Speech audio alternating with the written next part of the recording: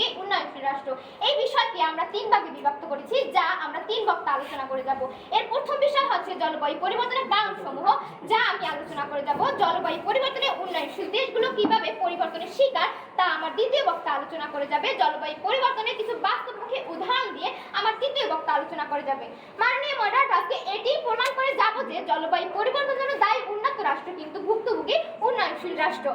একজন ব্যক্তি রাস্তা দিয়ে হেঁটে যাচ্ছিল, হঠাৎ একজন ধনী গাড়িওয়ালা তার গাড়ির জানালা থেকে ধোঁয়া ছুড়ে মারল সেই লোকটির মুখে। ফলাফল হলো অসুস্থ হলো সেই পথচারী, কিন্তু দায় নিল না সেই ধনী গাড়িওয়ালাটি। এই ছোট গল্পটি থেকে আজকে আমাদের বিতর্কের জলবায়ু পরিবর্তনের প্রতিচ্ছবি ফুটে উঠেছে। উন্নত রাষ্ট্ররাই দায়ী, তারাই বেশি নিঃসরণ করেছে। মাননীয় মডারেটর, এখন আসি বাস্তবতার মাটিতে।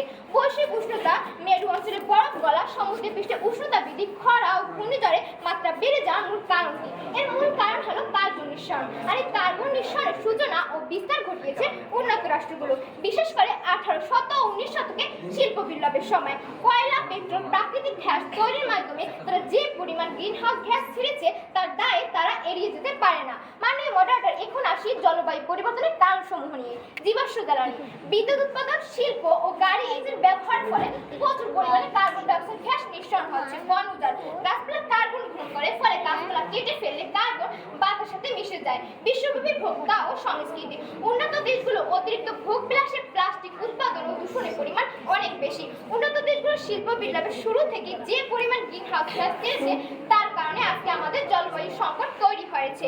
বর্তমানে জলবায়ু পরিবর্তনের কারণে লাখ লাখ মানুষ নিজের দেশ ছেড়ে উদ্বাস্তুর মতো জীবনযাপন করেছে। আমার বিপক্ষের বন্ধুরা, আপনারা কি বলতে পারবেন এই জলবায়ু উদ্বাস্তের জন্য উন্নত রাষ্ট্রগুলো কি কার্যকরী ব্যবস্থা নিয়েছে?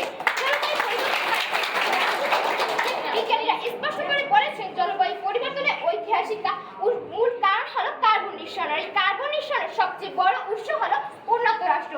উন্নত রাষ্ট্রের মাধ্যমে কলকারখানা, গ্রিনহাউস গ্যাসের বিভিন্ন ধরনের উন্নত প্রযুক্তি ব্যবহার করা হয়েছে।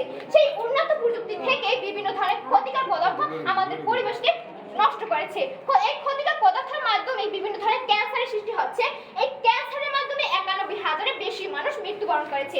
রেডিয়াম গ্রুপের তথ্য অনুযায়ী বিশ্বের সবচেয়ে কার্বন নির্গমনকারী দেশ হচ্ছে চীন, যা 2019 সালে কার্বন নির্গমন করেছে 1,410 কোটি মেট্রিক টন। 2022 সালে কার্বন নির্গমন করেছে 11,256 কোটি মেট্রিক টন, যা আগে গত 3 বছর তুলনায় 10 গুণ বেড়েছে। বিগত 6 বছরে বাংলাদেশের নানা প্রাকৃতিক দূষণের ফলে 1,80,000 কোটি টাকা ক্ষতিপূরণ হয়েছে। ফলে বছরে আর্থিক ক্ষতির পরিমাণ হয়েছে 30,000 কোটি টাকা। আমার বিপক্ষের বন্ধুরা, আপনারা কি অস্বীকার করছেন যে শিল্প বিপ্লব থেকে এখন পর্যন্ত সবচেয়ে বেশি দূষণ করেছে উন্নত রাষ্ট্রগুলো?